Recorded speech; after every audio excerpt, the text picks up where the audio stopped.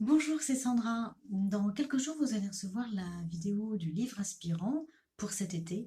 Mais en attendant, j'avais envie de faire la même chose avec la muse des sons et des vibrations, en vous présentant une série de courtes vidéos lesquelles je vous présenterai un album qui m'inspire et que j'aime particulièrement. J'ai choisi le 21 juin, fête de la musique et début de l'été, pour vous présenter cette nouvelle rubrique.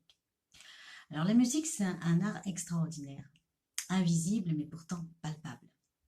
Une voix, un son peut provoquer en nous bien des émotions, des sensations, nous donner le vertige, nous faire rêver, déchaîner même parfois de la colère en nous. En tout cas, elle nous transmet une énergie et nous fait réagir. La musique, c'est aussi un art très complet de par son aspect créatif, euh, au niveau visuel, avec la pochette, hein, les photos, les illustrations, du son, donc forcément hein, la musique, la mélodie, les voix, et l'écriture avec les textes et les paroles. Ce mélange, cette poésie rythmée m'a toujours attirée. Sans être une véritable musicienne, même si j'ai appris à jouer de la flûte au collège, hein, comme beaucoup d'adolescents, puis du piano à l'âge de 11 ans environ, donc très tard, c'est pas vraiment le meilleur âge pour apprendre un nouvel instrument, hein. On dit toujours qu'il vaut mieux apprendre plus tôt un instrument le plus tôt possible. Mais bon, mon père nous avait inscrites, ma sœur et moi, dans un conservatoire municipal, donc là il y avait le solfège, la musique classique, le piano.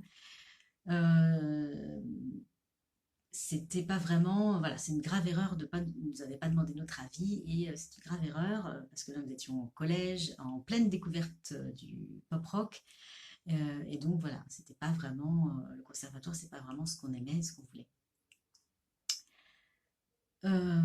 Ensuite, j'ai essayé la guitare à 18 ans, que mes parents m'avaient offerte mon anniversaire. J'ai beaucoup aimé apprendre, donc là j'avais fait un apprentissage avec des méthodes hein, par moi-même, mais c'était pas encore mon instrument.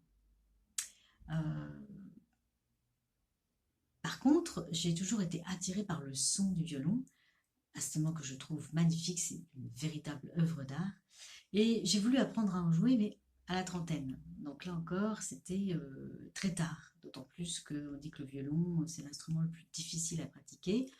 Je sais pas, je crois que tous les instruments sont difficiles hein, au début et demandent de la pratique.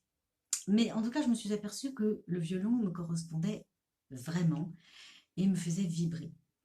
J'ai adoré apprendre à en jouer, comme quoi rien n'est impossible.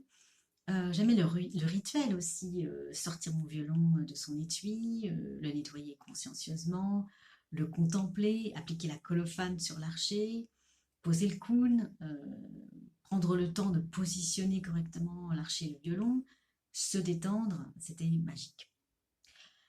J'ai eu deux excellents professeurs, mais j'ai appris très différents et j'ai appris des tas de choses. Bon, malheureusement, je n'ai pas pu poursuivre cette magnifique pratique à cause d'un problème articulaire et circulatoire au niveau du cou, des doigts et des mains. Bref, pour en revenir aux vidéos des musiques inspirantes, je vous propose de commencer en juillet avec le dernier album de Tori Amos, Ocean to Ocean, qui est une merveille. Euh, voilà, je vous souhaite une très bonne fête de la musique, un très bel été et je vous dis à bientôt pour la suite.